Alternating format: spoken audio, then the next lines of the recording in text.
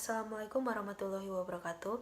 Saya Rizky Ramadhani Tira Astuti, NIM 2018-05-1089, akan menjelaskan mengenai proses masuknya Islam di Asia Tengah. Hal ini untuk memenuhi tugas ujian akhir semester Politik Islam Asia Tengah, kelas A. Proses masuknya Islam di Asia Tengah.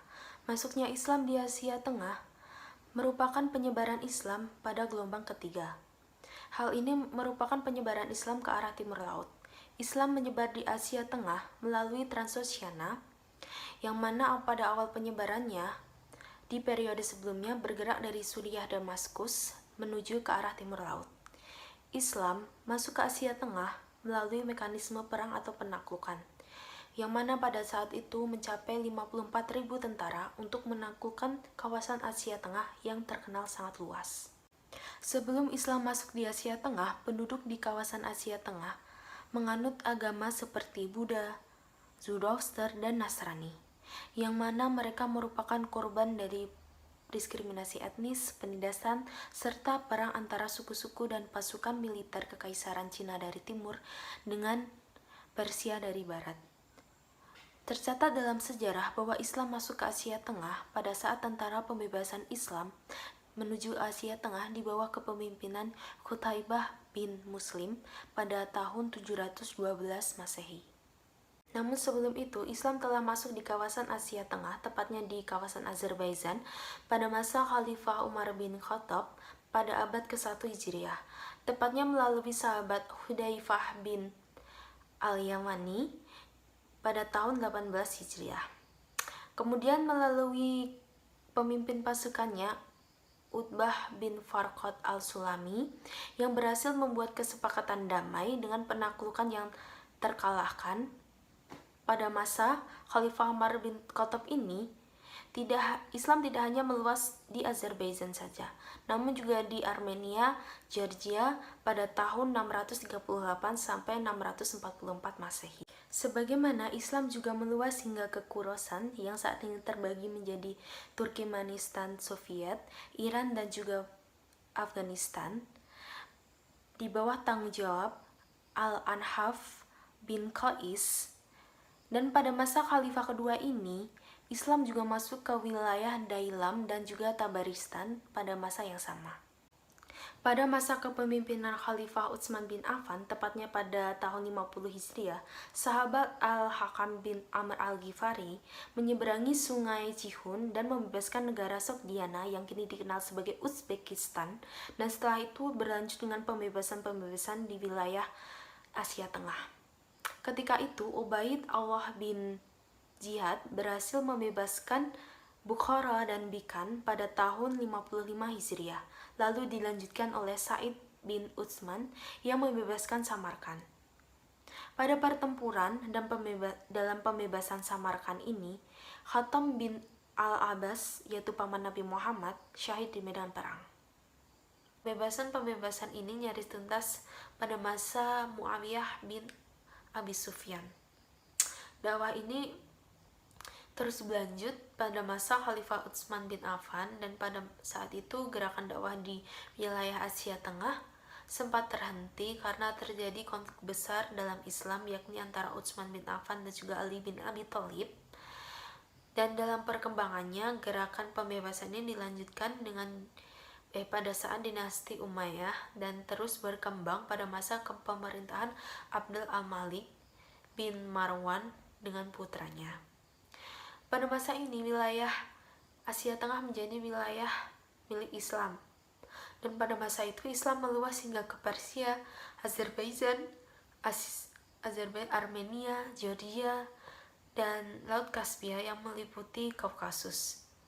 Pembukaan Islam dilanjutkan ke wilayah Khorasan dan juga Tabaristan, Sajistan, hingga ke Kabul.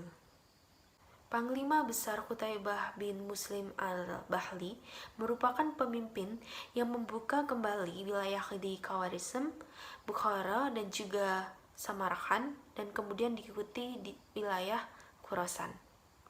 Dia menggabungkan wilayah-wilayah tersebut dan menerapkan Islam di Transoceania pada tahun 88 Hijriah. Selanjutnya, dia membawa pasukan hingga ke Cina setelah pembukaan Kashgar, ibu kota di Turkistan Timur.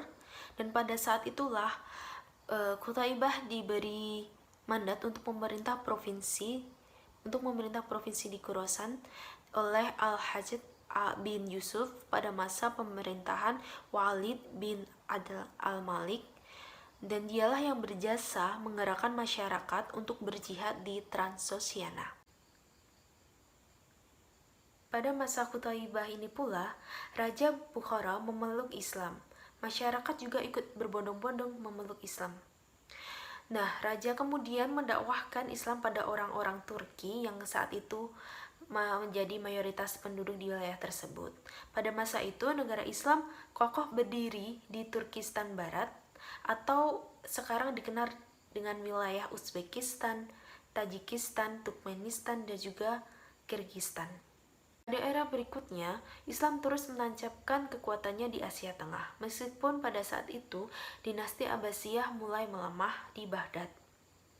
Keberadaan dinasti-dinasti kecil di wilayah timur Baghdad seperti dinasti Tahiriyah dan Safaria, Samaniyah, dan juga Ghaznawi hingga dinasti Saljuk terus memastikan bahwa Asia Tengah merupakan wilayah dengan penyebaran Islam yang luar biasa.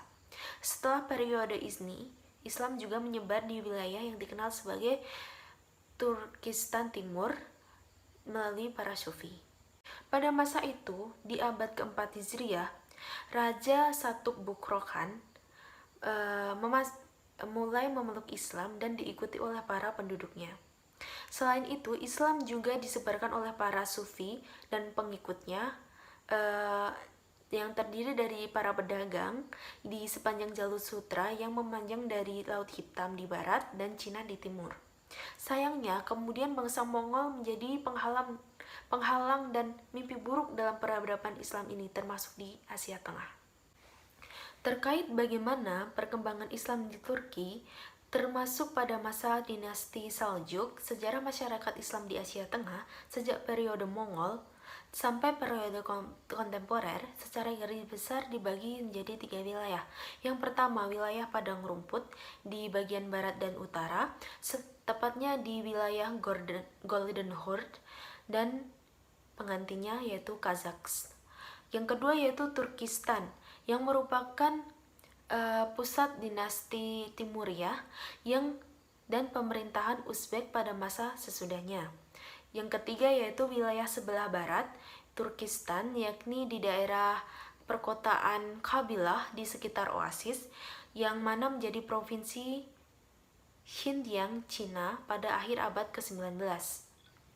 Peradaban yang berkembang di Mongol pasca runtuhnya dinasti Abbasiyah memunculkan timbulnya dinasti-dinasti lain seperti dinasti Changtai, dinasti Golden Horde, dan dinasti Ikhan. Dinasti-dinasti ini sangat berpengaruh bagi perkembangan Islam di Asia Tengah.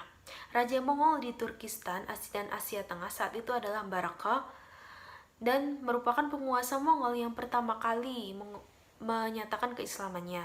Dia memerintah pada tahun 654 sampai 665